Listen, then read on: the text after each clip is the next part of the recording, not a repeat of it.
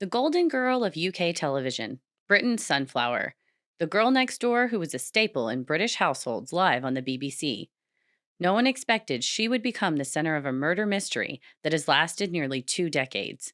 From a brutal slaying in broad daylight to the years long fight for answers, her family, friends, and colleagues could never have imagined that they would be making the same call for justice she once made on her television program. This week's episode is The Unsolved Murder of Jill Dando, Part 1. Sinisterhood.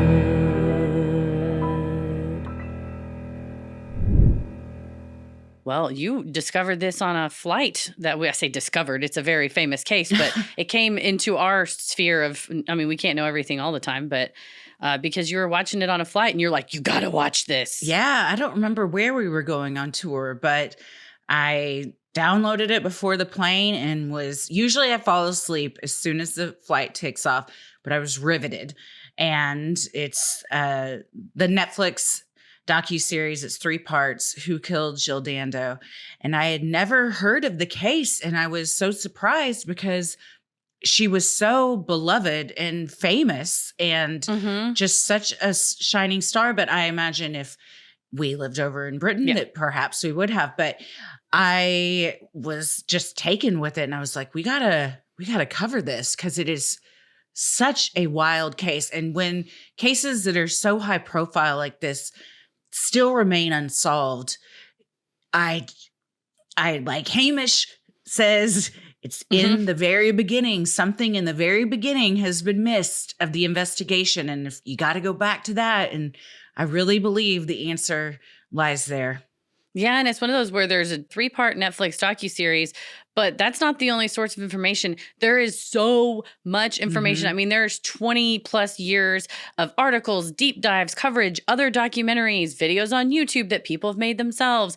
One of the people we'll eventually talk about, there was a book written called Stand Against Injustice, which I read and it was eye-opening. So it's like there's all these different pieces, and it's so maddening when you have such a wide galaxy of information that you still can't solve it. And it's almost like you're hampered, we'll hear, by too much information makes it too clouded, and that's probably might be why we're still where we are. Yeah, that, and when we see these high-profile cases, there's such an immediate need to pin it on someone because of the pressure from the public and the media and the higher ups at the police force, that oftentimes they get the wrong person. Yeah, and it's like you're so desperate for an answer, you seem like you don't care if it's the right one. So we'll see all the twists and turns that the investigation takes. But I mean, we fall in love with a lot of our subjects that we talk about, and more recently Peggy Klinke. I mean, Ellen Greenberg. Like you get to know a person through following their case, and Jill is no different. And I think you all will fall in love with her, both hopefully through our description of her, but if you go and watch the Netflix series, because she just has something. I can't even describe it. She just has something that you're like, I'm in love with you. Like the first second you see her, you're just like, I love you so much and I want you to have everything great in the world. It's that warmth that just radiates from her. It's like a genuine warmth that is really hard to come through on a TV screen, and she nailed it. It's cliche, but literally she lit up a room. Like she lit up a million smile. rooms. Yeah. She had that smile and just like the natural ability to be compassionate and relatable, even though she was famous. And I think a lot of that came from that she grew up, not poor, but, modest, humble. And she never let the fame get to her. And she just was a shining star. I had never heard of her. And yes, listen to this, but you've got to go watch her on screen, because seeing her in her element and interviewing her on the travel series she hosted, it's just, like you said, you just watch, you're like, oh, I want to be friends with you. I'd like you to tell me everything, all the news in my life, because your voice is so soothing, and just like the quintessential classic, like English accent. She's beautiful and cheeky. She's a little cheeky and funny. Yeah. But at the same time, it wasn't easy for women to be in that industry now, but especially then. And she really handled it in stride and still stood up for herself while like kind of maintaining this likability with everybody in a Do you know very what she had? calculated way.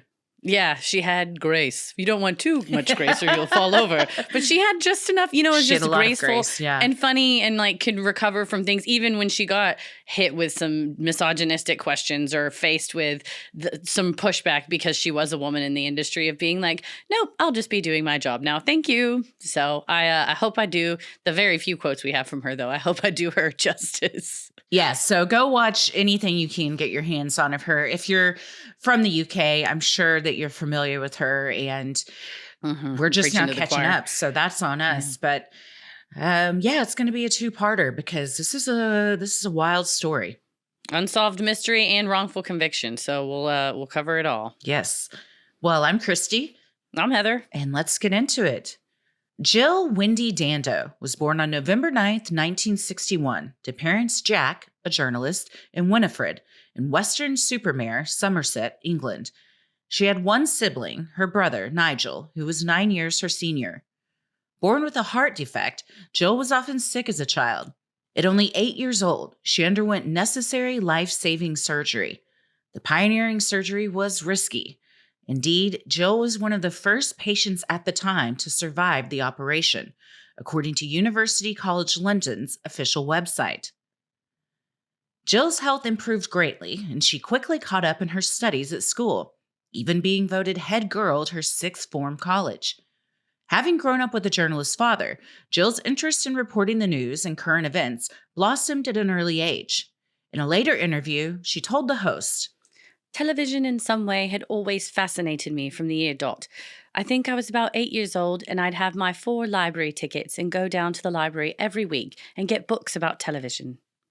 Following her passion, Jill attended journalism college in Cardiff, the capital city of Wales.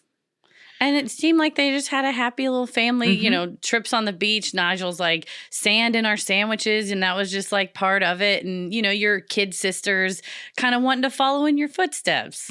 Yeah, he also was into journalism. Her mother sadly passed away in 1986 from leukemia. So she didn't have her in her later years, but she still spoke fondly of her. I had to look up what sixth form college was because UK and America does grades differently because America has to do everything differently and confuse everyone. So, but from what I can gather, it's kind of like your senior year or what would be our junior and senior year, but like 17, 18 years old. But a lot of times it's like a 2-year program that is kind of in a trade of some sort. So she was probably 17 when she got voted head girl, which sounds like quite an achievement. Of all the girls, you're the head girl. You're head girl. Yeah, I only know things from like children's books and movies of like the British growing up and it might be a wizard school. So I don't know if it's the same, but I think a lot of it does track. But yeah, she's an achiever at an early age, but doesn't ever seem like she's a cutthroat, like do whatever it takes. It's just like, I'm following my passion and doing what I've always wanted to do. Like being an 8-year-old kid being like, I need to get all 4 books about television. It's like, well, that's what she's going to do probably. After you've undergone heart surgery that is very risky and had a low survival rate. So the fact that she overcame that, from the very beginning, she was very driven, always very well liked. No one ever had anything negative to say about her. She was just a really likable person, very kind, warm, outgoing. While attending school, Jill also worked her first job as a local reporter with the weekly newspaper, the Weston Mercury, the same publication for whom her brother and father both worked. A natural talent, Jill's career quickly took off. 5 years later, she moved to Plymouth to work with the BBC. Soon, she was off to London to host the BBC's morning news program, Breakfast News. Continuing to rise in the ranks, Jill became a presenter for the travel review series Holiday, the 6 o'clock news, and eventually Crime Watch UK, the popular series that aimed to solve some of Britain's most infamous unsolved cases.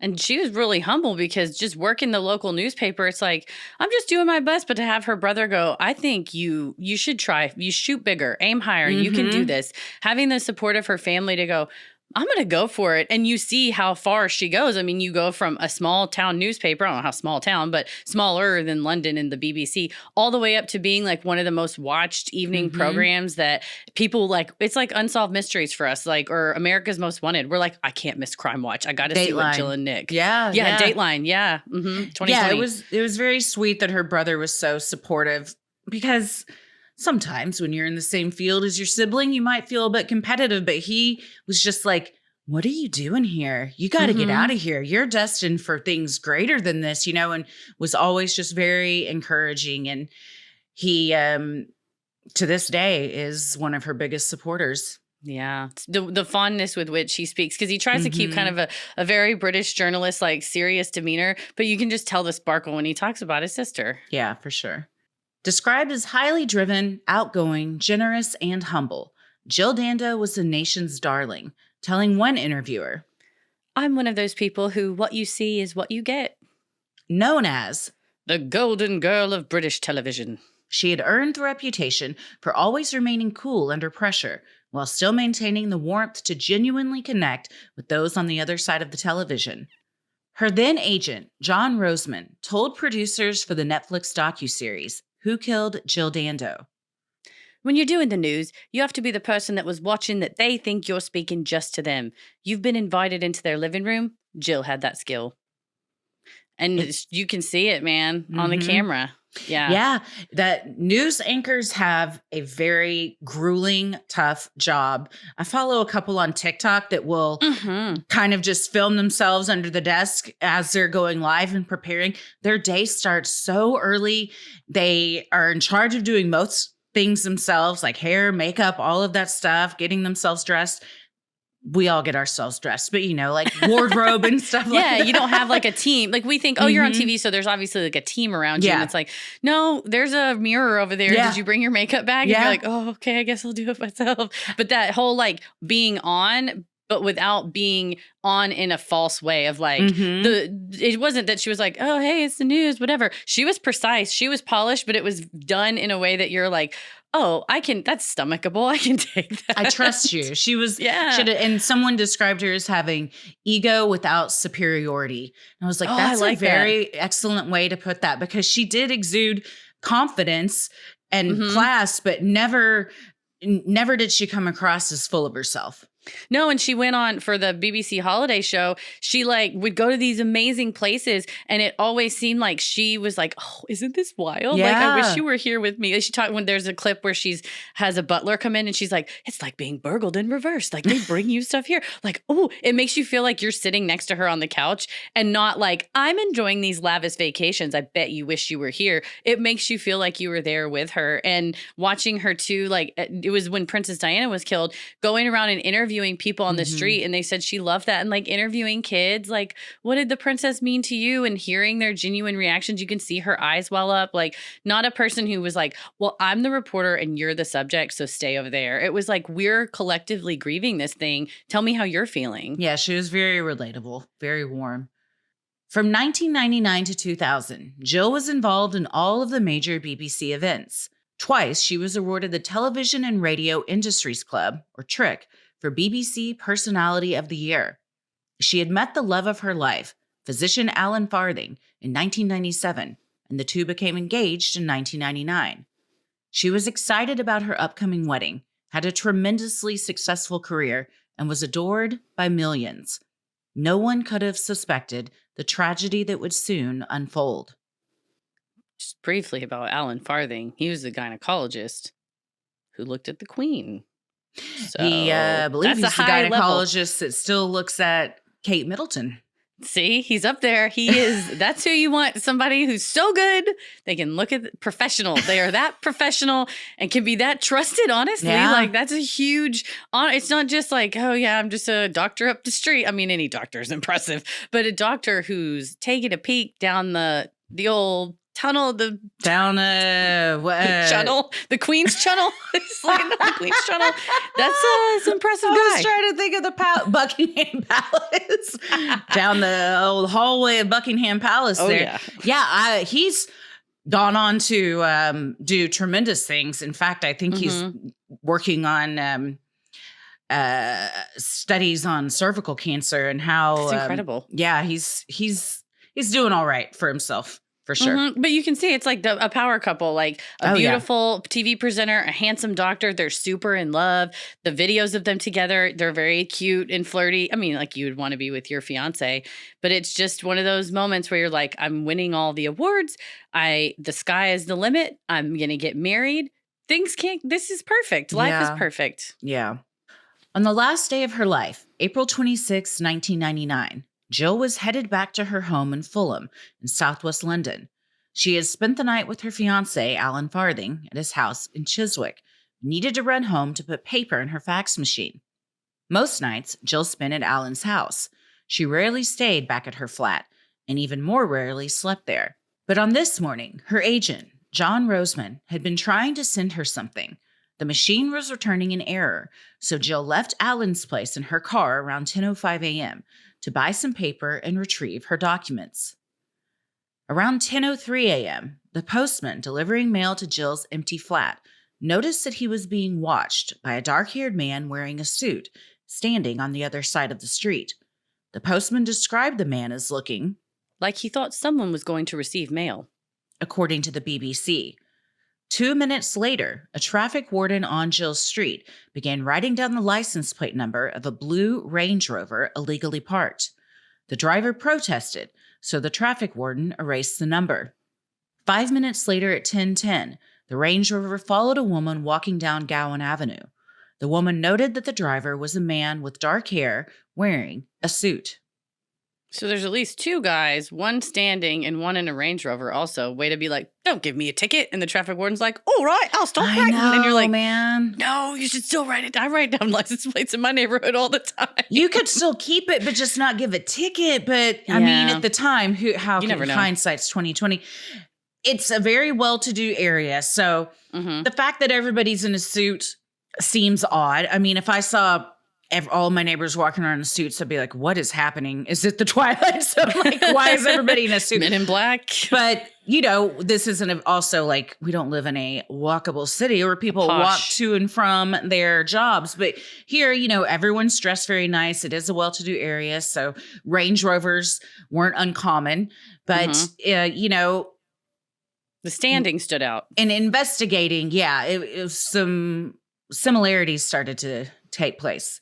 It seems like there's some kind of stakeout starting around 10 a.m.-ish. A half hour later, around 10:40, another witness noticed a man in a two-piece suit talking on a mobile phone, lingering outside Jill's apartment.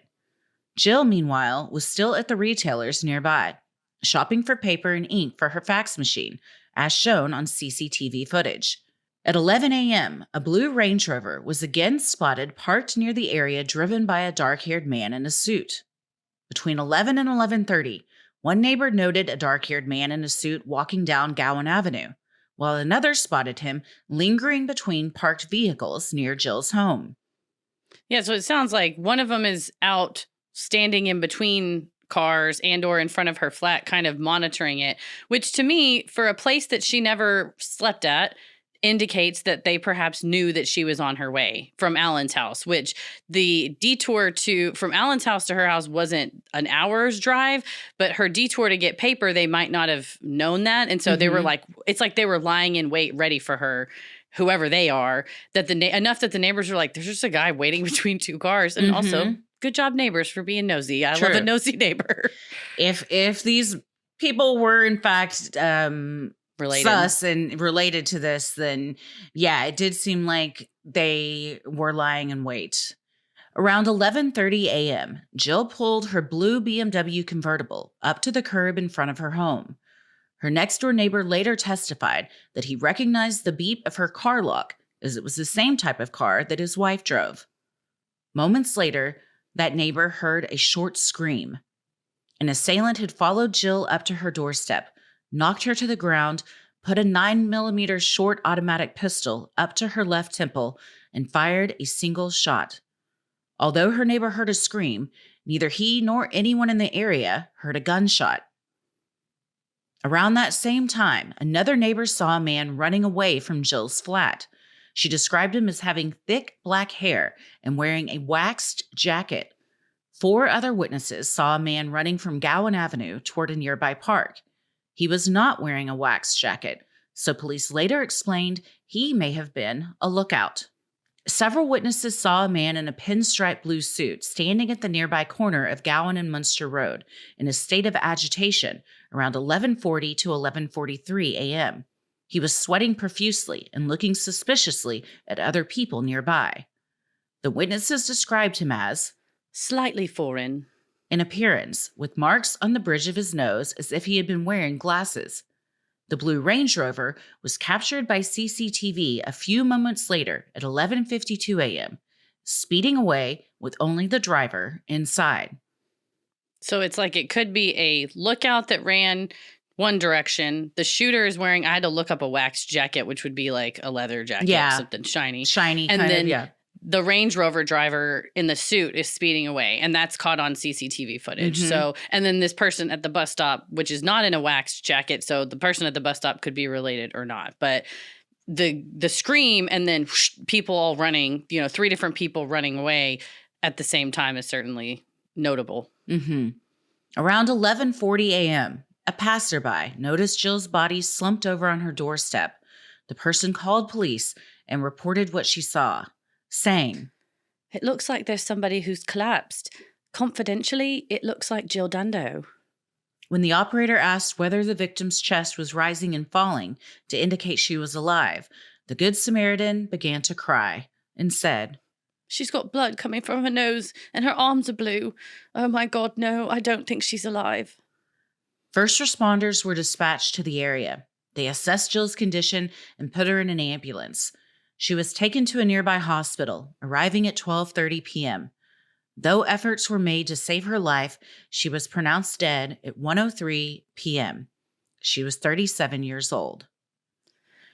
The 911 call of the woman that found her is just so sad and so traumatic. I mean, again, when we talk about these crimes and you don't think of like everyone it affects, that woman's life, I mean, that's that'll shape you a certain way to walk up on such a heinous scene, especially knowing this is a famous TV personality and you recognize her. You also live in the area, but to be the first one to kind of see that and call it in, she was clearly very shaken, understandably so.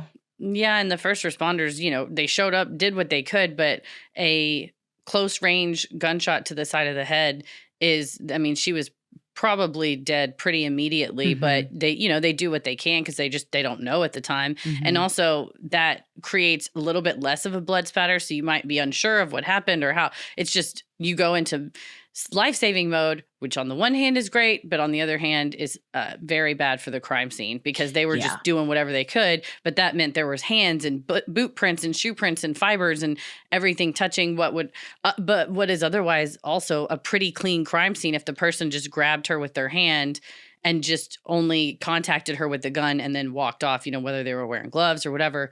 But any possible forensics, you just have to kind of write them off.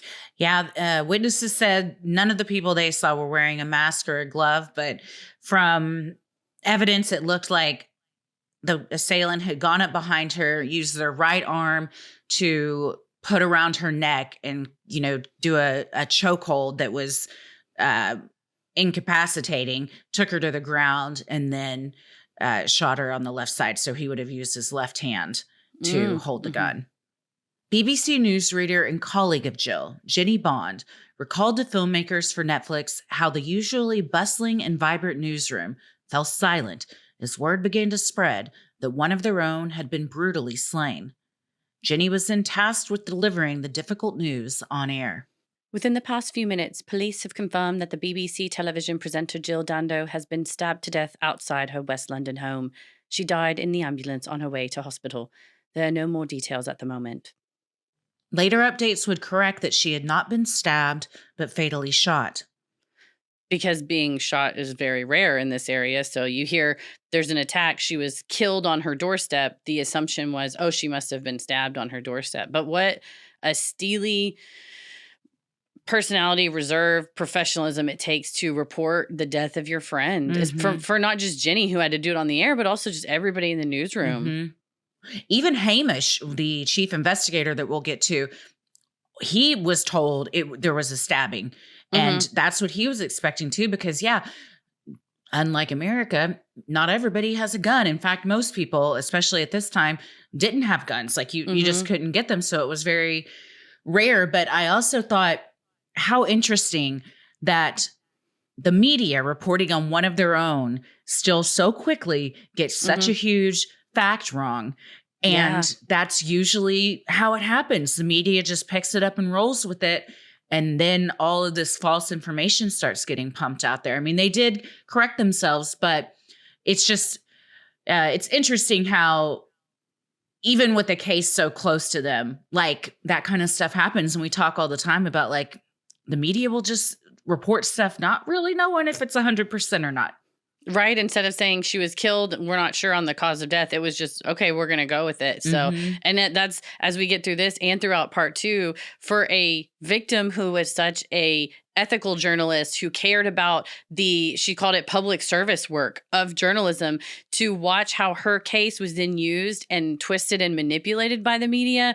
It's truly like another indignity on top of already the loss of a really great presenter. But then to see that her death then becomes a vessel for the very type of journalism she would never do. Not that this was just the BBC right here was just kind of going with the news that they wanted. But later throughout the trials and whatnot, you see like Jill would never have wanted that in, what we know from what we've researched.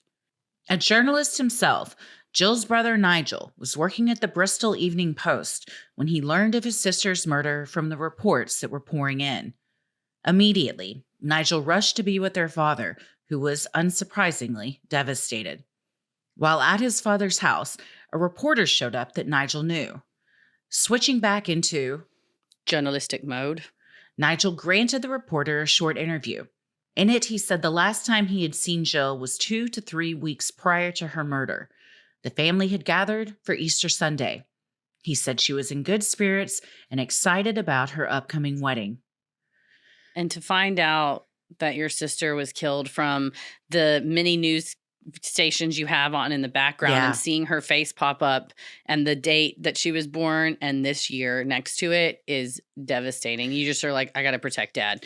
Yeah. We've seen in several cases we've covered that the family doesn't find out major news except for watching the actual news. And it's always shocking to me that like nobody called the first of kin before like going public with this, because to find out something like that and be at work and have no heads up and I've never really understood how the family isn't contacted before it's released to the public.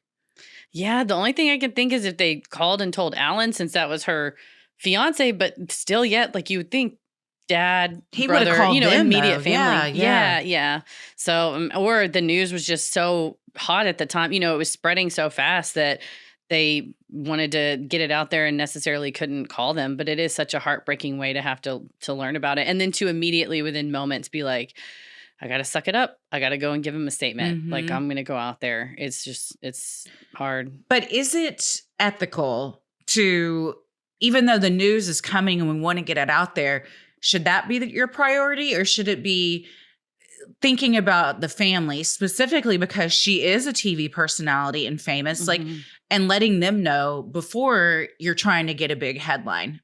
Personally, I think that's where the priority should be. Yeah, call the family first and don't worry about getting scooped. But that would be the only reason why I think they would do it is go, well, we have the news, we better run with it. And it's like, well, let's not be too hasty, but I'm still glad he was able to tell his father, even though he didn't get that same gentle description of what happened. He had to just hear the brutal details that weren't even right, Police, meanwhile, began canvassing the area and gathering clues. Inspector Hamish Campbell responded to the scene, passing Jill's ambulance as he arrived. He told Netflix interviewers that an attack in Fulham was unusual for the wealthy region of London. Officers gathered anything they could, including the spent bullet and shell casing from a 9mm automatic pistol. Campbell explained to interviewers the high stakes of the situation.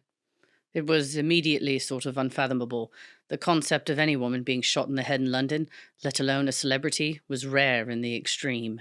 Uniformed officers scoured the street and surrounding area, searching in bushes and dumpsters for the possible murder weapon. Police gathered as much forensic evidence as they could, though Campbell called the crime scene heavily contaminated by the rescue efforts. 2 nearby witnesses told officers they had seen someone running away from the area, a white man with a thick build, dark hair, and a dark coat. When we say officers on the scene, I'm pretty sure they called in every officer, all crime hands. scene, analyst person the street was lined with cops and just people in white jumpsuits looking for everything. And I get it because this is a very unusual crime. She's a celebrity. It's the whole nation is just shocked. But I think you got too many cooks in the kitchen. Yeah, you wonder if then inadvertently someone overlooks something, steps on it, whatever, because of the speed versus the thoroughness. I mean, ideally, you want both because it could have been that the murder weapon got thrown in a trash bin that was then going to get dumped by a dump truck coming by that was then going to end up, whatever. So you want to try to get it. I get it, but it's also, like you said, you see that many people and you're like, how do you know that they're not, someone, oh, did you already cover that? Oh, I bet he already covered it. And then you inadvertently miss it just because there's so many people. But or just walking around everywhere and having that many people touch stuff and walking in and out of stuff. I mean, a lot of the shots you see, a lot of people are kind of standing around. And I'm like, there probably wasn't a ton to do. I mean, it was a very contained crime scene, but small garden. Her garden area was so little, just on the front porch. But from the public's perspective, they want to see that everything's being done. So part of me was like, is a little of this for show, just to show like we are giving all of our resources. Of course, they're still doing their job, but I do think there's something to be said for when you get that many people trying to help in such a small space, that the risk for contaminating the crime scene goes up significantly. Yeah, if you have everybody working there, then necessarily your best people are there. But also if it's everyone, necessarily the below average and worst people are also there. But I think that's a good point of you want to make some kind of a showing because not just, like he said, not just any woman, but a celebrity, but someone was shot in the head in the middle of a morning, just literally walking up to that is a shocking type of crime. Yeah, from the neighborhood especially. So I think we got to get everybody out there because the neighbors and everyone's going to feel nervous. Like, is this still a continuing, ongoing threat? True. Yeah. There's clearly murderers on the loose. Literally. Yeah. Based on the weapon, the manner of death, and the speed at which the assailant got away, Campbell initially thought it could be a professional hit.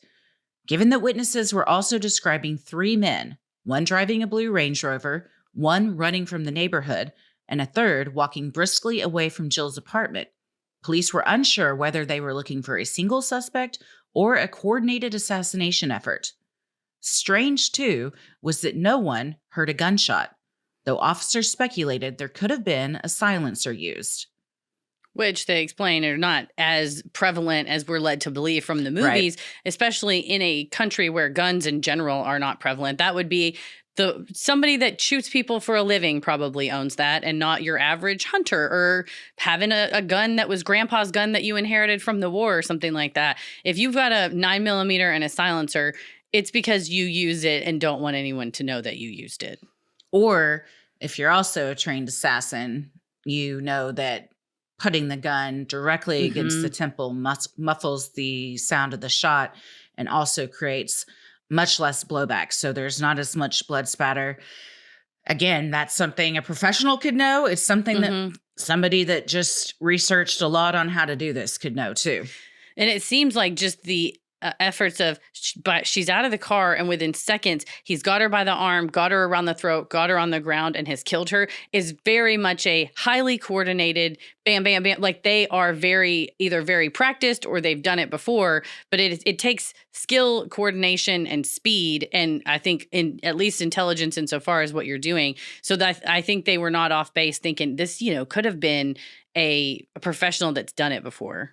The window of opportunity was so very small. Yeah, that it's and when you see the footage of like her garden in the front area, there's really not that many places for someone to hide. So I mean, maybe behind a bush or something, but I mean, it was just like she walks up, and they point out too, which is true, she doesn't have her guard up because why would you? She never goes to this house. It's a well-to-do neighborhood. It's 11:30 in the afternoon. So you're thinking like, I got to get in there and get my fax thing. And then I got to go do this. So you're not even really paying attention. And before you know it, somebody's knocked you to the ground. Yeah, that's a good point too, of not having. And I think if the killer is one of these men that run away of a, clean cut, wearing a suit or whatever, you might go, oh, it's just a guy walking down to the shops at the end of the street. People walk down this street all the time, but it's the garden, you're right, is so small that somebody could not have been. Others have argued her garden wall is so short, she would have seen someone crouching over it. And also based on the angle of the attack, the person did come up from behind her. And like you said, she wasn't supposed to be there. So it had to have been someone that knew that she was on her way home to a home that she never goes to. And why that specific window that morning going to retrieve those faxes. Using witness descriptions, police created a computer-generated composite sketch, or EFIT, of the sweaty man at the bus stop and released it to the public via a press conference 4 days after Jill's death. Detectives implored the public to call if they recognized the man and asked the man himself to call and allow police to eliminate him as a suspect. Hamish Campbell told reporters at the coroner's court inquiry in early May. There is no immediate suspect and, more importantly, no motive. That's why it's absolutely vital we have as many people as possible come forward. While police were short-staffed, hungry journalists descended on the area surrounding Gowan Avenue, knocking on doors and showing the EFIT to witnesses in hopes of breaking the story before police. Sadly, they came up empty-handed. Which at first I was like, you jackals, give them time. But then in the other side of it, the police are very short-staffed. They only have less than 20 officers. It's probably helpful to have, even if the press was like, I'm going to write a story about this, and then you should also tell the police about this. Yeah. It could have been helpful, but it's wild that everyone's just like, no, I don't remember seeing him, which tells me he probably doesn't live in the area. The Guardian reported in early May that the bus driver who picked up the sweating man from the bus stop came forward and spoke to police. The suspect, who resembled the EFIT photo, had boarded the number 74 bus in Fulham Palace Road and traveled the short distance to Putney Bridge Tube Station before disappearing. Although CCTV footage from the bus would have been helpful in tracking down the man, officers delayed gathering it for unexplained reasons. Once they inquired about the footage, it was gone. Man. This and the license plate number, you just start thinking, son of a bitch, sand between your fingertips of like, I had it right there and it's gone. Yeah, they never addressed it in any of the articles I could find or on the docuseries. It was Hamish Campbell generally. I mean, he was losing his hair back then. He's like lost all of it. I was like, this is taking a toll on him. He's just like, yeah, I'm sure this keeps him up at night. Yeah. I was like, this is one of those cases that just eats at you if you're an investigator and you haven't solved it. Oh, it's a gut punch that the pain lasts literally forever until it's solved or until you die. And you can tell he's just like, yeah, we should have gotten it. I know. Because at least it would have ruled who the sweating man at what a description, too. It's like, people are looking for you. You were sweating profusely at a bus stop. That's me. Well, I would just like to say, if I'm ever at a bus stop and I'm sweating profusely, it's just because I sweat a lot. So I didn't do anything nefarious. And if I had to run to the bus stop, I'm probably also panting. So just please, I'm not a criminal. I just sweat a lot. But yeah, it's one of those things where in hindsight, you're like, were these just people, everyday people? And Late. Yeah. based on what happened, everyone's kind of, drawing conclusions and piecing things together that really had nothing to do with anything. They were all just superfluous. Or were these people really involved? Yeah, right. It's like, I was just late for work that day and now everybody's looking for me. Or it's like he really was, which is a good point of you're an assassin and you got away on a bus. But you never know. That might be a good way to just blend in with the crowd and keep going. Because at first people are like, oh, really? You're looking for a professional hitman who takes a bus? It's like one of them ran to the park, one of them drove in a Range Rover, and one of them took a bus. That's a great way to split officer resources to get people to chase 3 different ways. You know who else took an unorthodox form of transportation after assassinating someone?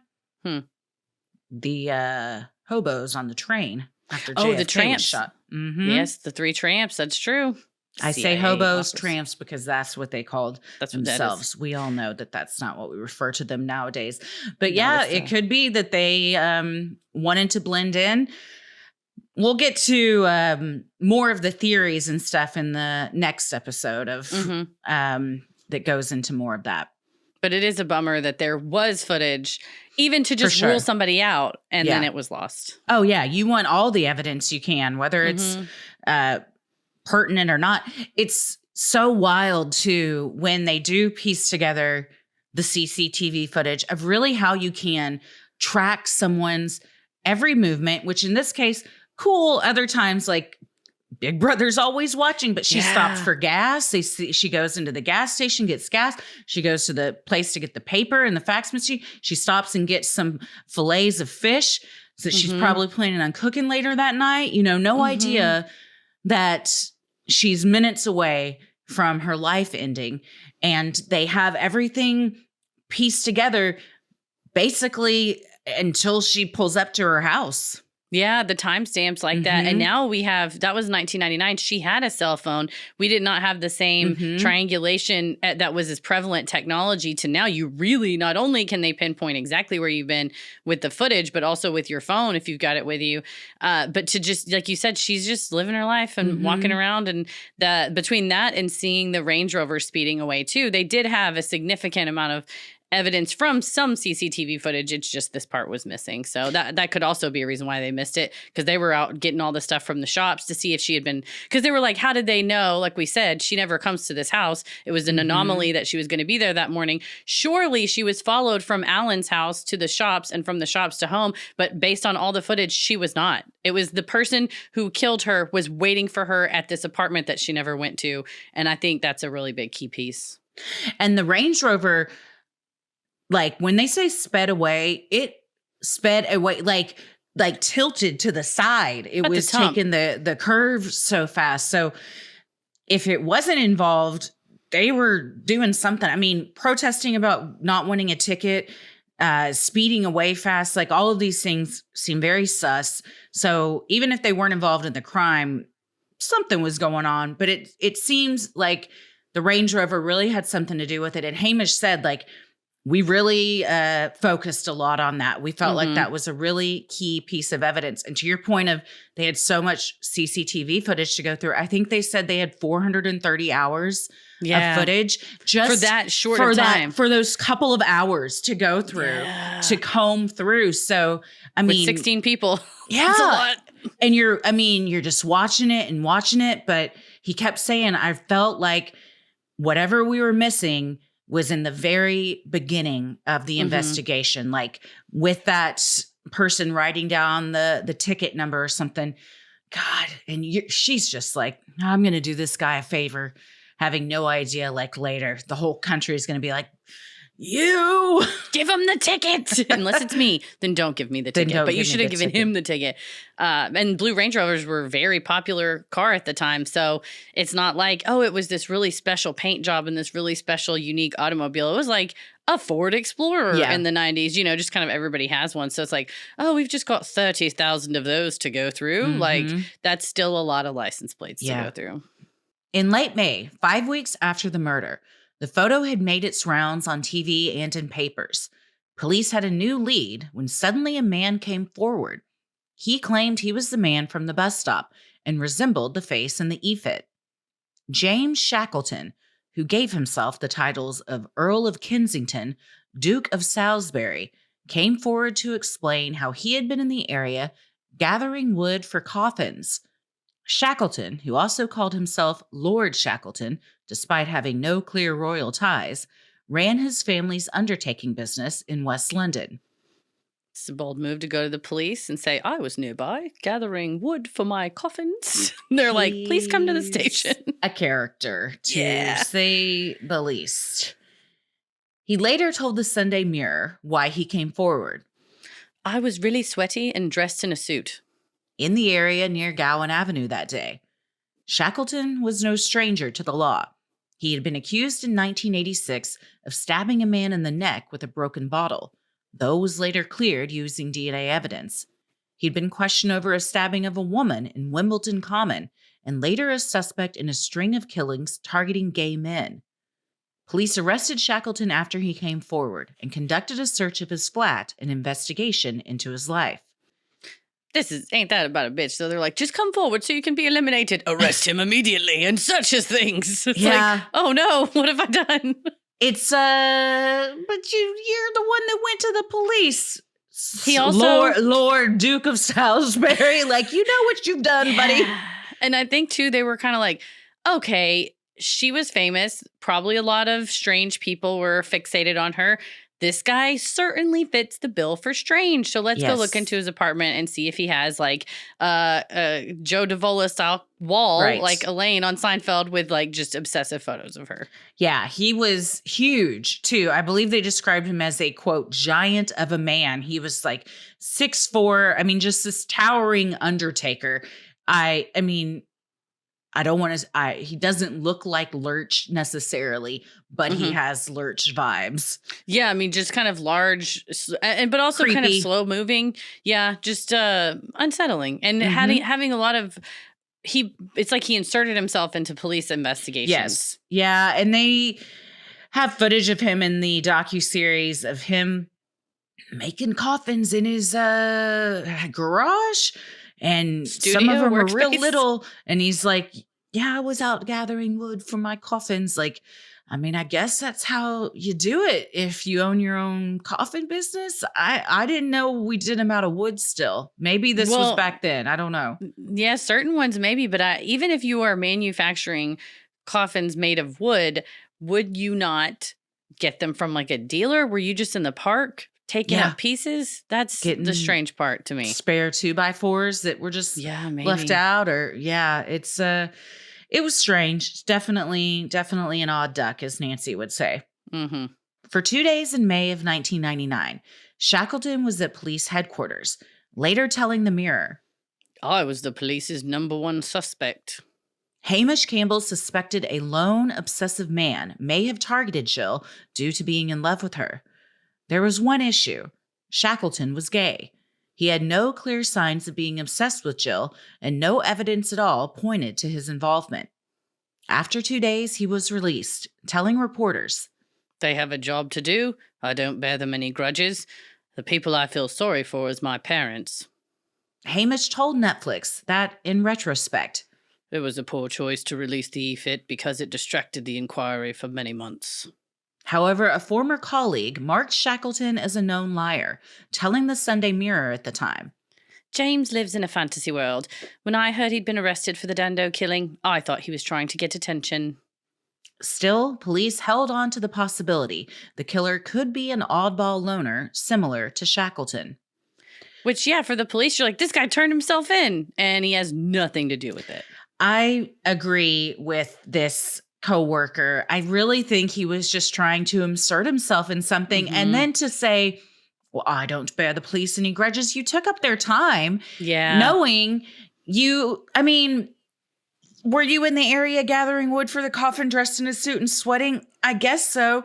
But I don't know. It seems like if you weren't looking for attention and you knew your criminal history and that you didn't have anything to do with her murder, I would stay the fuck out of it. I'm not going to try and get myself in trouble here. But it seemed like he was really looking for like 15 minutes of fame.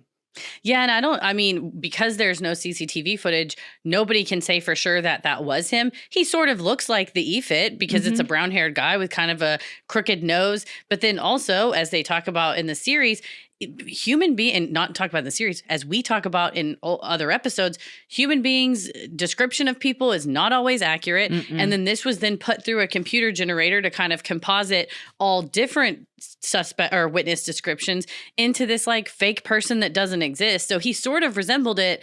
And like you said, was he there or was he not? I mean, even if he was there collecting wood, he clearly didn't kill her. But also, he could just be 100% lying, and they don't have any evidence from the bus to prove that he wasn't. True. Yeah, reporters in the series, were talking about how they felt at the time that this was a huge break in the case for Mm-hmm. this EFIT to be released. And they didn't take it lightly. Like, if the police are willing to put this picture out of someone, like, this seems like a pretty done deal. When in reality, like, it wasn't. And it kind of No. fucked things up because now you've got everyone that he just looks like kind of a generic tall white dude with brown hair. Like, everybody calling in like, oh, I know who this is. Oh, I saw him. And it's like, well, he looks nondescript. He looks kind of like Yeah. anybody. So it wasn't like there was a defining feature that really stuck Yeah. out. So it muddied the waters quite a bit. And truly, for the real killer, you're like, yes, I would like for everyone to think I look like Mhm. that because that's not me. And then you just have tips about a nobody. Yep. Investigators then looked to BBC's Crime Watch, the very program Jill used to host, to gather more information on what happened. The episode, which Jill's former co host, Nick Ross, called Somber and surreal. aired 22 days after the crime and implored viewers to reach out if they had seen the man in the EFIT photo, described as being in his late 30s or early 40s, around 5 foot 11 inches tall, with dark hair, wearing a suit, carrying a mobile phone, and possibly wearing large framed glasses at one point. Ross ended the episode by somberly reminding viewers, This program was her passion, and now, as Jill helped others, we hope we can do the same for her.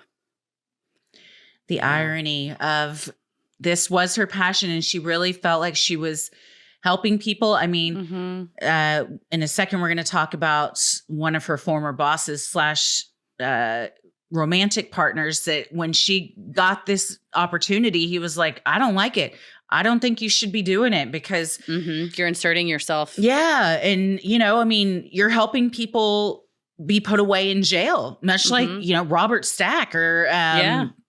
Walsh.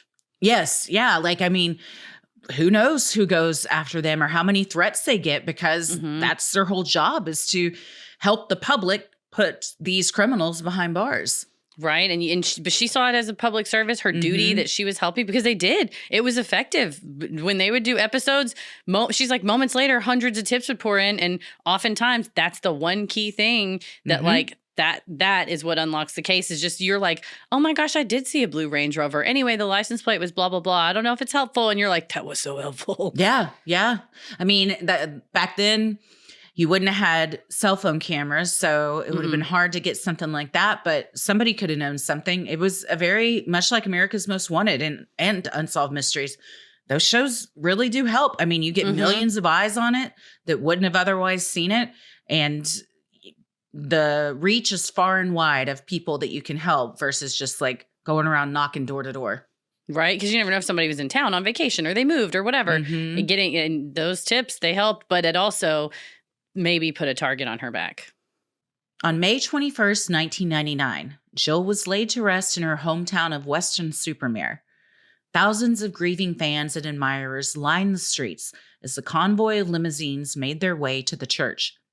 Speakers were set up outside the church in order to broadcast the service. One tearful woman told a reporter on the scene, Diana was our rose, but Jill was our sunflower. Another reporter echoed a similar sentiment, saying, Jill Dando was, in the opinion of many in Britain, second only to Princess Diana in terms of public affection. Indeed, the Queen herself commented publicly on the tragedy, saying she was shocked and saddened. As the nation mourned, the police scrambled to find the killer or killers. And on a smaller scale, though, this funeral looked like a Princess Diana procession. I Mhm. mean, there are huge throngs of people on either side of the street and all just having that same sentiment of we loved her and we want Mhm. to say goodbye to her, which is just heartbreaking because, like they said, she should have been in a church getting married. Yeah, her hairdresser and friend is interviewed quite a bit in the series who said she should have been in a church getting married, and instead she's in a church Yeah. getting buried. And it's tragic. I mean, her father, her brother, Alan are all there. It's very somber, just thousands of people, most of whom didn't know her. They just knew her from she was in their Yeah. living room every week on the TV, but when you're from a small town like that and something like that happens, like everybody kind of goes out to support. And also her hairdresser, on Hmm. kind of a more charming note, um, when her career was taking off and stuff, Bob Wheaton, who was her partner slash boss, was like, well, you got to lose weight. You got to change your hair. You got to do this, which nobody likes to hear. That's Hmm. the industry, especially back then. And she did those things, but one of them was getting a new hairstyle. And she Yeah. went to her hairstylist, and he was like, I think we should go short. And she's like, should I call my producer? And he's like, no. And then it cuts to it, and you're like, that's the same haircut Princess Di had. And Princess Di also went to this hairdresser, and the producer said, who had it first? And he was like, Jill did. But they Yeah. have Which they favor each other quite a bit. they do. And you can see why, if Diana turned on the BBC Breakfast News, was like, I want my hair cut like that. Mhm. Martin, why haven't you suggested that for me?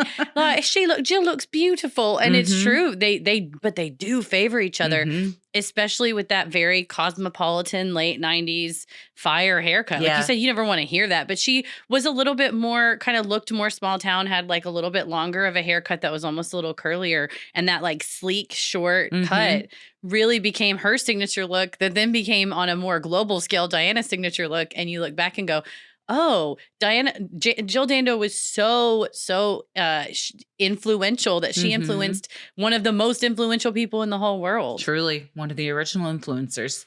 Right? In total, police interviewed 5,000 people and found at least 140 who had an Unhealthy interest. in Jill, according to the BBC. Police also considered those closest to Jill as possible suspects. When she died, she was owed £30,000 by her ex-boyfriend, Bob Wheaton. Bob had been Jill's boss while she was on the BBC news desk, and the pair had dated for 7 years. Though Jill was engaged to Alan Farthing at the time of her death, Bob still owed her the sum that she had contributed when he bought a house on the river.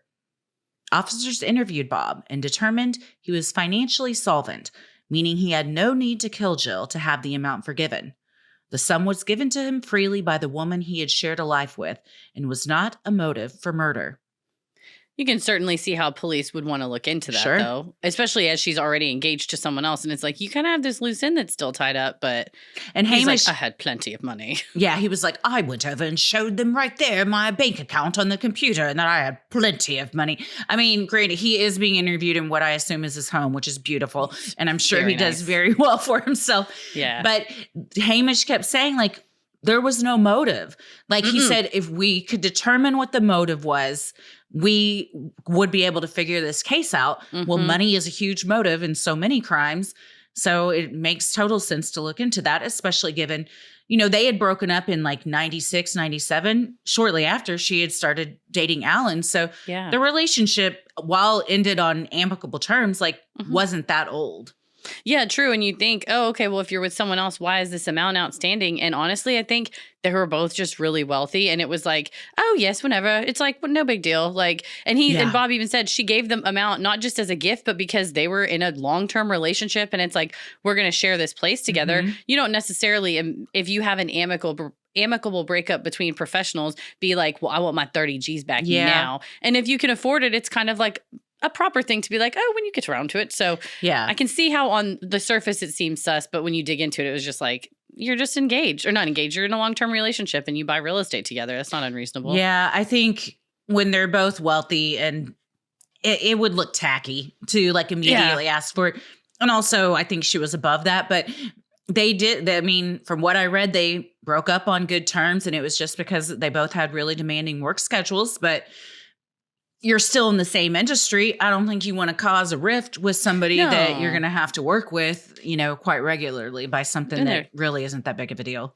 Yeah, they're just professionals. So you just go, we'll deal with it. Mm-hmm. You think you have all the time in the world. You don't think this is going to happen. Mm-hmm. Jill's agent also came under scrutiny. A bit of a wild card by reputation, John Roseman had begun working with Jill just as her career was taking off. He was instrumental in helping her secure the hosting gig on Crime Watch, a gig her ex, Bob, did not want her to take. Jill called the Crime Watch program Public service reporting at its finest. and was proud of the work she and co-host Nick Ross had done to publicize unsolved crimes and bring criminals to justice. Bob feared that she was making herself a target of angry criminals. Roseman had also been the reason Jill was at her flat the morning of her murder. He had faxed her some documents and knew she would be headed that way. Police also learned of an odd coincidence. Roseman was a budding novelist and had completed a manuscript about an agent, much like himself, whose clients started getting murdered. The first was a television presenter who was shot. Officers asked for the manuscript, and when the next victim was killed in the book, thinking perhaps someone had read the manuscript and was acting out the murders. They determined there was no lead there, and Roseman was eventually cleared. He explained that he would not kill Jill for personal reasons, but also financial ones, telling Netflix interviewers, Anybody who thought I'd cut off a financial revenue like Jill Dando would have to be insane. This has Michael Scarn vibes. Yeah.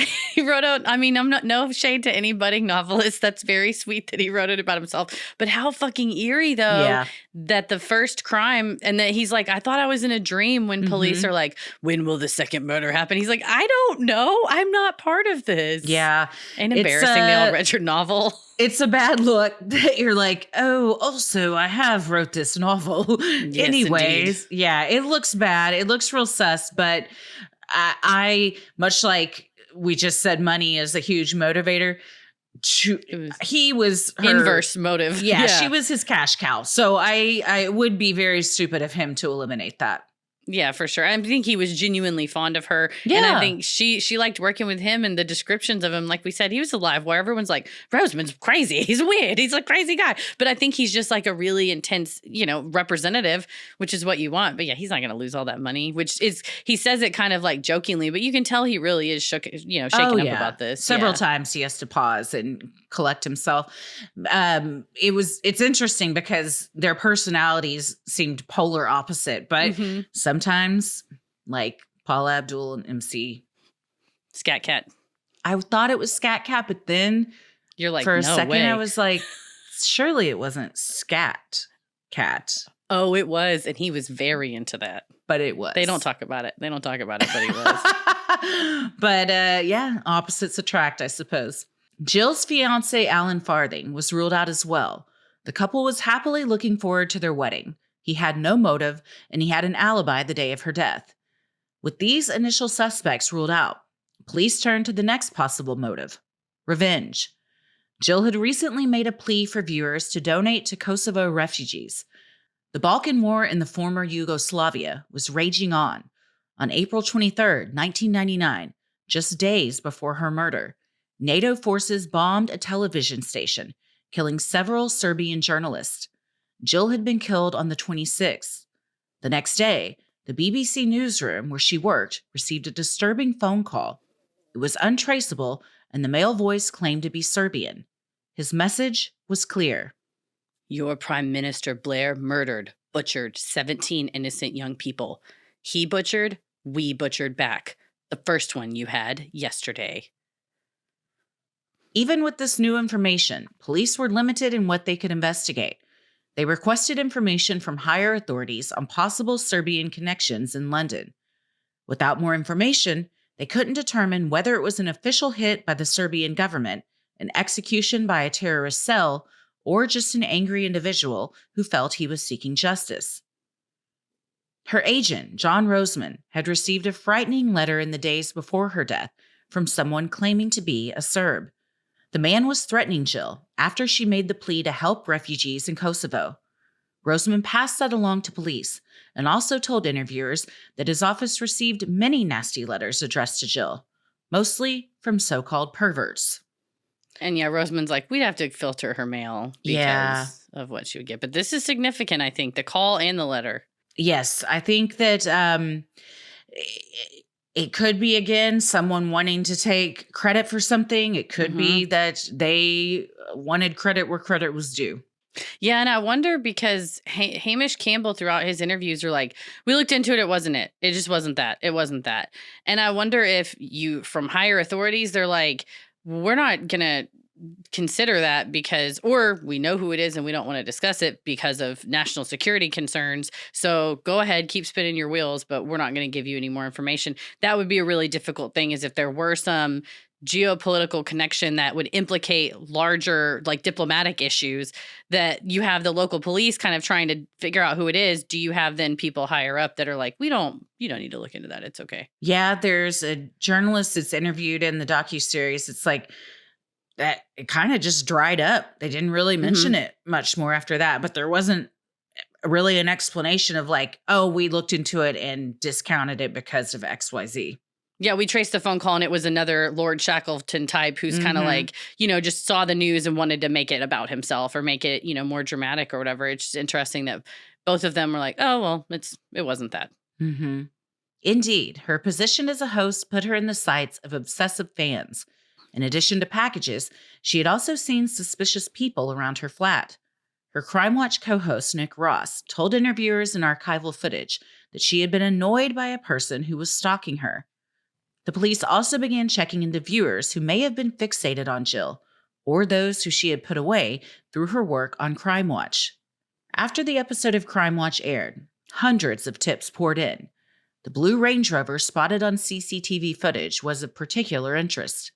Most callers had information on a car matching the description. With tens of thousands of blue Range Rovers registered in the area, however, it was difficult to run down leads and tips. The presence of a speeding vehicle immediately after the crime seemed to indicate a coordinated effort, according to Campbell, who told interviewers it seemed to indicate a professional hit, gangland, criminal world, more than one person escaping from a scene fast. The manner in which Jill was attacked indicated an ambush. She had bruising on her upper arm and forearm, so police speculated the attacker pushed her to the ground, placed the muzzle directly against her temple, and fired. This technique is commonly seen in assassin killings, as pressing the gun firmly against the temple muffles the sound of the shot, eliminating the need for a silencer. Similarly, it decreases the amount of blood spatter. After the assailant murdered Jill, he then ran off and was possibly one of the men spotted by neighbors at the time. And that's a good point on blood spatter, is if you are going to run through a nice area wearing dark colors, if you do have any, even a small amount of blood on you, it would be preserved for DNA for, if you ever got caught later, but it maybe wouldn't be necessarily visible to the people around you. If like, oh, that man was wearing a white polo or button-down shirt and was covered in blood. It's like, oh, he was wearing a wax jacket or like a cashmere coat, like a long coat, that if it's even just a little bit of blood spatter, they wouldn't see it. Or you're wearing the jacket and then you ditch the jacket. Somewhere, yeah, throw it out. They never found that, but they did say that one of the men running was seen wearing the jacket and then another one wasn't. Were they two different men or the same one who dropped the jacket? Right. A particularly promising lead came from a police informant known only as Mr. James. Hamish Campbell told interviewers that the tip indicated Jill's killers were active criminals, part of a higher-level drug group. Throughout the summer months of 1999, the Metropolitan Police followed up on this lead, meeting Mr. James in person and recording his phone call. The tips he provided matched up to actual criminals in the area, but when police looked into it, they realized Mr. James seemed to be in trouble with these so-called suspects and was using Jill's murder to frame them in order to get them off the streets and off his back. In the end, Mr. James turned out to be lying the entire time.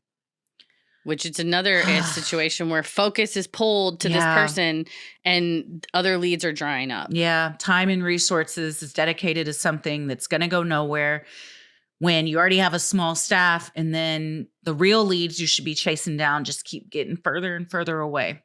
Right. And it does seem like what he was said earlier, where Hamish Campbell said a professional hit, gangland, criminal world, more than one person. You have someone call you up and say, hey, you know that theory you have? I have all the answers. You do get hopeful. It's not surprising that they chase this down. And especially when part of what he was saying was true. Like he knew enough to say to like keep them on the, that's a good criminal though. It's like a good fraudster, like lying. You give him enough real information. But also, if it would have worked out, terrible for Jill Dando case because it would have been the wrong people. But that's kind of genius. If you're a low level criminal and some higher people are on your back, you're like, I'll just get him put away for something else. Then I can get away. Or it didn't work out that way for him. They found out and he's no longer with us. Yeah, Mr. James was disposed of. I don't know. Yeah, we don't know. We don't know whatever happened to him. It wouldn't surprise me if that had been his fate. Yeah, especially if he got caught talking to cops that much. As 1999 drew to a close, Jill's family, friends, and former colleagues were growing impatient. Her former agent, John Roseman, explained to interviewers, I couldn't understand how there hadn't been an arrest. The most famous TV personality, all the resources, and no one was arrested. Police were struggling with a lack of resources and an overwhelming amount of evidence. With just 16 detectives on the murder squad and other crimes to be investigated, manpower was spread thin. Every tip had to be followed up on, and the publicity of the case generated thousands of them. Which is what her journalistic colleague said, we didn't want it to go cold. So every time we figured, hey, it's been a few weeks, let's do another article about Jill to see if we can generate some more tips, which like on the one hand, very helpful. On the other hand, the police are being just crushed under the weight of all of the information. 400 hours for like 15 minutes of CCTV footage, not to mention like 5,000 phone calls you have to make. The one guy goes, how long did it take? Fucking ages. It took fucking ages. Yeah. Truly, to go through it all with only 16 people. And she's not the only person that's getting hurt in that area. True. Yes. By New Year's Day 2000, the police were no closer to solving the case. Detectives focused on what little forensic evidence they did have. While the murder weapon was never recovered, a single brass casing from the bullet was found at the scene. It included a strange feature: 6 markings crimped around the top to hold the bullet in the cartridge case. Bullets do not come from the manufacturer this way, with varying degrees of pressure applied to each crimp mark.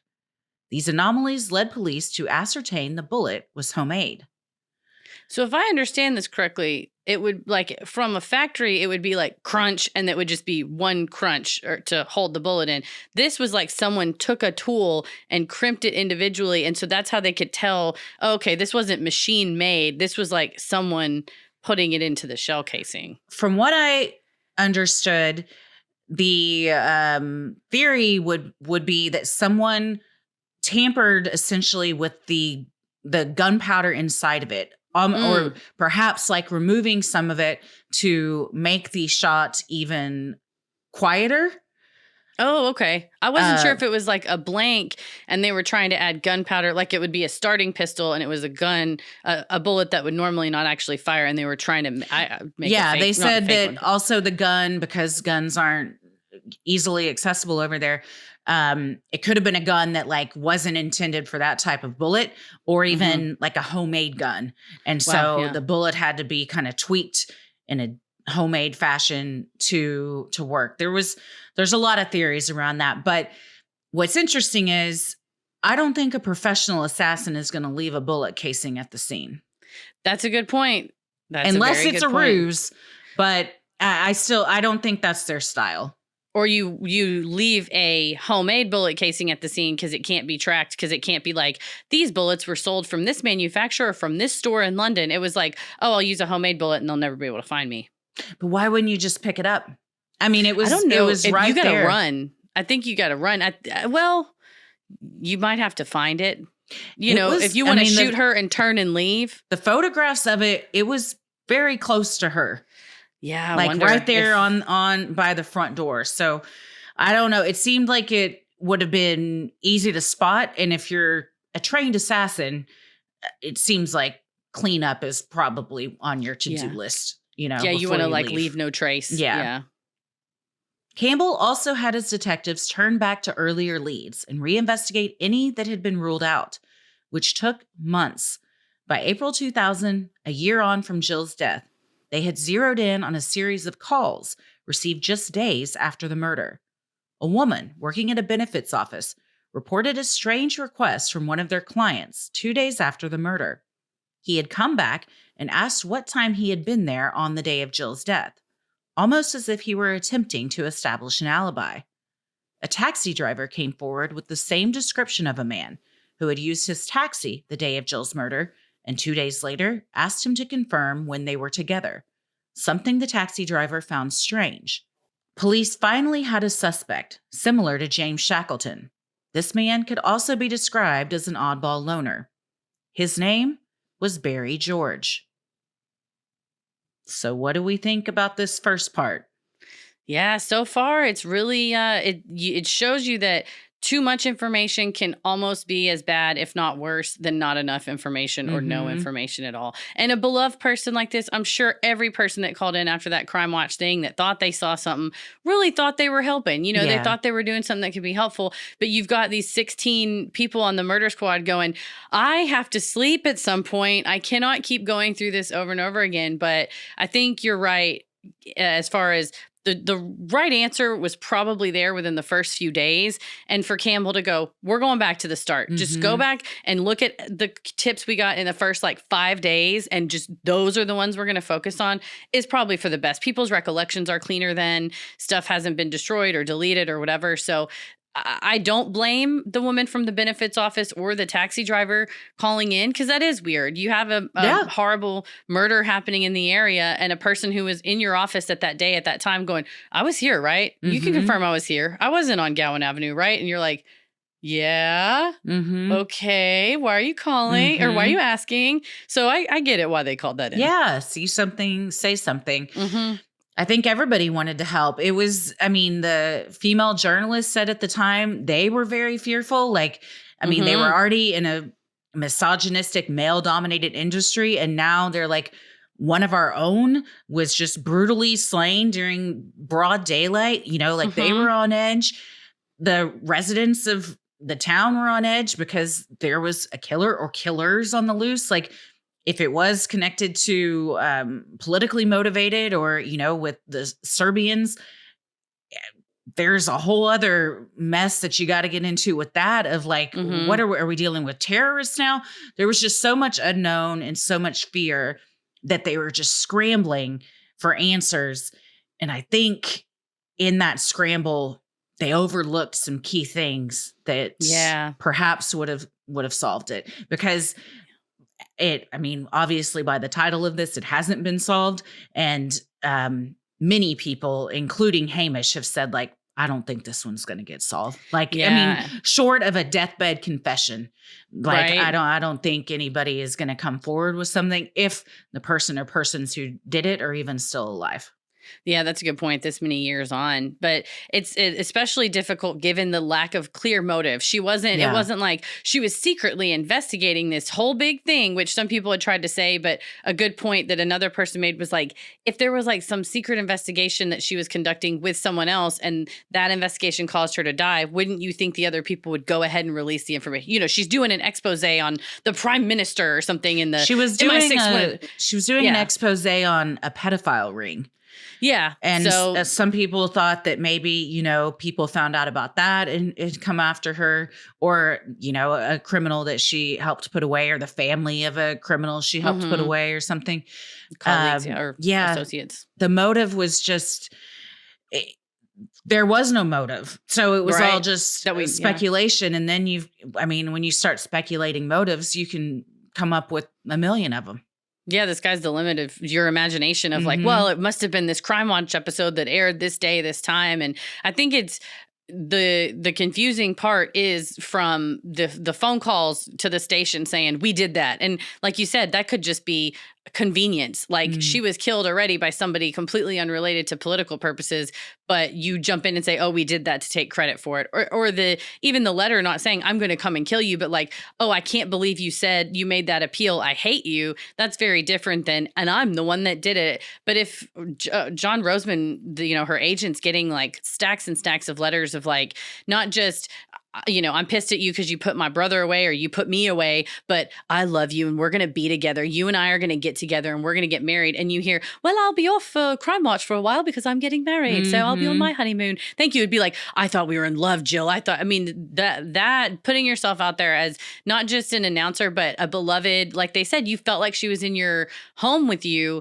That can create a fixation that in your own delusional mind, you feel, oh, she's leaving me for Alan Farthing. We're breaking up, even though you were never together. And that could then lead to someone going, well, if I can't have her, nobody can. Yeah, there's a psychology term for it, and the name escapes me. I'll come up with it by episode 2. But exactly what you're describing, where stalkers often, they can never meet the person that they're stalking, especially a celebrity. There was that young girl who was a singer that just Recently. a few years ago. Yeah. She was coming off stage at a concert, and a man that had been stalking her, she had never met him before, never spoken to him, just walked up and shot her in the head. And actually, the very first mini-sode we ever did on Patreon was about Bjork's stalker. Yeah, who, you're talking about Christina Grimmie was the Christina woman you're Grimmie, talking yes. about. Yeah. And But then, the Bjork stalker was eerie. now he didn't kill He hurt her, but he himself, made a lot of threats, but he ended up killing himself. But he had this whole fantasy where he thought she was talking to him through her music and that they were in this relationship, when in reality, she had never met him, had no idea who he was. So mentally unwell people that fabricate, like, I'm in love with her, we're in this relationship, and then you're like, she's leaving me for a physician, when it's like, she doesn't even know who you are. And then the worst of the worst happens. No, that's definitely, I think, especially given that she had said to Nick, oh man, there's a guy that's kind of following me and stalking me. It's kind of annoying. And this still, like we talked about in the Peggy Clinky episodes, the stalking was kind of this key issue of the 90s because it was not being taken seriously and it wasn't addressed. And not that Roseman's office did anything wrong. You don't want to say, hey, we want to go ahead and give you your fan letters from nice, normal people, some kids that want to be journalists. Also, here are people that talk about wanting to decapitate you. I mean, like the vile kind of sexual stuff. Yeah, she did not need to be exposed to that. But now I would hope that if there are real credible threats that are submitted to either representation or the BBC or whatever, that is taken seriously and forwarded on to authorities to go, like, you need to touch base with this individual who has a loose grip on reality and seems like they have the capacity for violence to hopefully stop situations like this or what happened with Christina Grimmie. And I believe it was Nick Ross in an interview, and hindsight's 2020. And again, it was the 90s, but of stalking, when he was talking about that, he said, like, I don't think she was scared for her life or anything, just kind of annoyed. But honestly, it kind of comes with the territory of this job.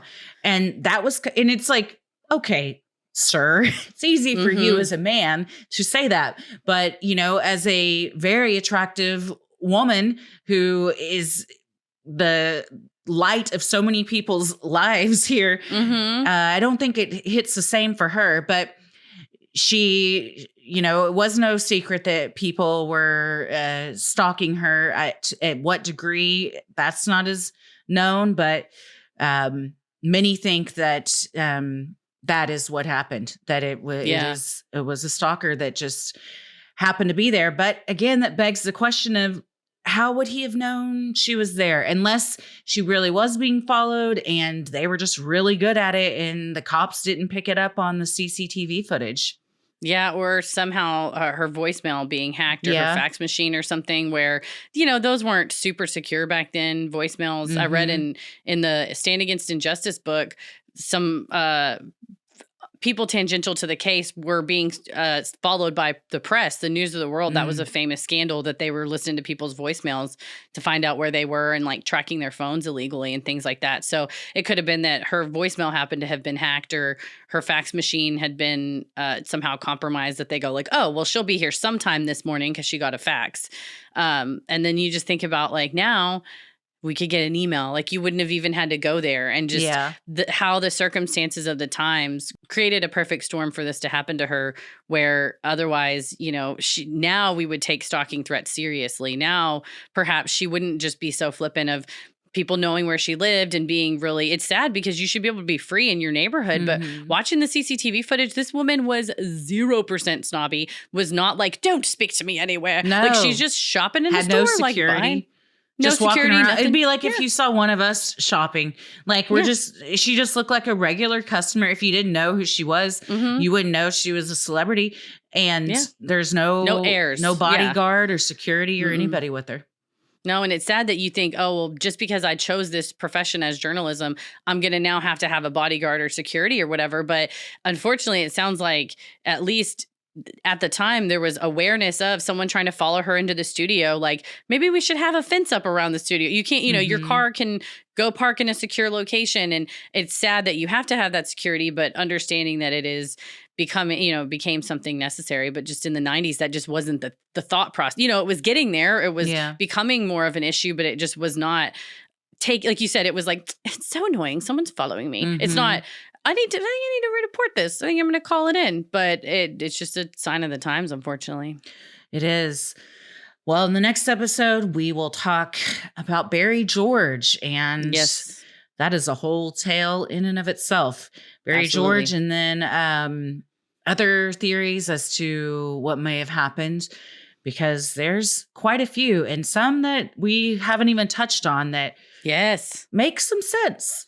Perhaps. Yeah, there's some shocking ones as well that I thought that are fringe but possible given the evidence. So I look forward to us discussing not only the trials and all that, but as well as the theories in part 2. But thank you for watching this Netflix show and for bringing it to my attention because I'd never heard of it, and I think my life is better knowing who Jill Dando was. Oh, I agree. She was a treasure and a life taken way too soon, senselessly. And again, if you haven't watched the documentary, go watch it. It's very well done. And also, just look up on YouTube some of the stuff she did. Like that has nothing to do with the documentary, the holiday, the travel review show. She reminded me of, oh gosh, the American that did a similar show, Samantha Bee. She's kind of a comedian that did like a late night show. I am not thinking That's of Samantha the right Bee. person. She's from The Daily Show. And then she had her own show on it's TBS. not Samantha Bee. It's, oh man. She had a travel review show like on the Travel Channel in probably the early to mid 2000s. And then I recently saw, she came up on my For You page on TikTok and I was like, I haven't thought about you in a minute. What are you doing around here? Samantha Brown. Okay. She hosted Travel America. So, but similar vibes of like just a woman about town, going around. Yeah, very relatable and kind of you feel like you're there with her and she's not pretentious and taking you on these fun adventures and just really like Jill had this uncanny ability to make people feel like they were part of her inner circle and right there with her. Just like this warmth radiated from her. So that's what we should remember about her. Yeah, and we all deserve that. And sadly, I think that could have just a person with delusions takes that of she really is talking just to me, and it's the danger of not taking that kind of stuff seriously. But like you said, that's how we'll remember her as that warmth that felt like, as my grandma used to say, I felt like I was there, and that's how she made you feel. Absolutely. This episode of Sinisterhood is made possible with the help of our amazing patrons. If you're interested in supporting the show, consider joining our Patreon. You'll get access to ad-free regular episodes, weekly bonus content, you're able to vote on episode topics, join our monthly live streams, and more. Keep it creepy. Mwahaha.